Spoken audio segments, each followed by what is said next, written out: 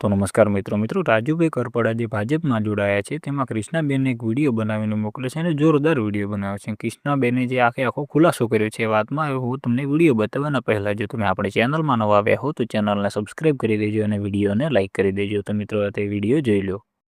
આ ફક્ત રાજુ કરપડાની કે કોઈ એક નેતાની કહાની નથી. આ આજની રાજનીતિનો એક ટ્રેન્ડ બની ગયો છે. પહેલા સિસ્ટમ સામે અવાજ ઉઠાવો, સત્તા સામે સવાલ કરો, ખેડૂતો, યુવાનો અને જનતાની લડતનો ચહેરો બનો અને જ્યારે લોકો તમારું સમર્થન કરવા લાગે, એમને એવું લાગવા લાગે કે અમારો અવાજ બોલે છે, અમારા પ્રશ્નો ઉઠાવે છે, ત્યારે અચાનક રસ્તો બદલી નાખો. આપ કોંગ્રેસ જેવી પાર્ટીઓ ભાજપમાં ભળવા માટેની સીડી બનવા લાગી છે. બીજી બાજુ ભાજપમાં દાયકાઓથી કાર્યકર્તા તરીકે કામ કરતા લોકો છેક સુધી કાર્યકર્તા જ બનીને રહી જાય છે.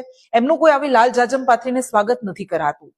તો મિત્રો તમે વિડીયો તો જોઈ લીધો હશે. એમાં બેન સાચું જ કહે છે ને. આપણે એવું નથી કહેતા કે રાજુભાઈ કરપડા આવું કરે છે, પણ બેના જે કહી રહ્યા છે એ વાત આમ સાંભળ્યા જેવી છે. બેને રાઈટ વાત કરી છે, કેમ કે જો કોઈ પણ નેતા હોય જેને ગમે તે કરીને આગળ જવું હોય એ પહેલા ખેડૂતો સાથે ઉભો રહે, ખેડૂતોની વાતચીતો સાંભળે, ખેડૂતો માટે આંદોલનો કરે અને પછી અમુક કારણોસર જેલમાં જાય. જેલમાં જાય અને પછી એને ભાન આવે કે આમ તો આપણે ખોટા આ રીતના જે આ બધા કરી રહ્યા છે એ કરવાનું બંધ કરી નાખીએ અને થોડા ઘણો વધારે વિરોધ કરીએ, એટલા માટે આપણને પાર્ટી બોલાવી નાખે. એટલે ગમે તે હોય, ખેડૂતો છે, પછી યુવાનો છે, તેમના આપણી ભાષામાં કહીએ તો તેમની નજરે ચડે એમ કે આ વ્યક્તિ સારો છે ને આ વ્યક્તિ આપણા માટે કંઈક કાર્ય કરી રહ્યો છે, એટલે બધા એમને સપોર્ટ કરે. ત્યારે આ એક નેતાની વાત નથી, બધા જ નેતા એવું કરી રહ્યા છે કે આપણે સિસ્ટમ સામે સવાલ ઉઠાવો, પછી ખેડૂતોનો, યુવાનોનો અને જનતાનો ચહેરો બનો. અને આ રીતને આપણે આટલું કમ્પ્લીટ થઈ જાય તો પછી ઓટોમેટિકલી ગમે તે પાર્ટી વાળો હોય આપણને બોલાવી જ નાખે. તો મિત્રો આ બેને જે પણ કહ્યું એ તમને શું લાગે છે કે બેને જે કહ્યું એ રાઈટ કહ્યું છે કે નથી કહ્યું, એ તમે જરૂરથી કોમેન્ટ બોક્સમાં લખી દેજો. અને જો તમે આપણી ચેનલમાં નવા આવ્યા હો તો ચેનલને સબસ્ક્રાઇબ કરી દેજો અને વિડીયોને લાઇક કરી દેજો.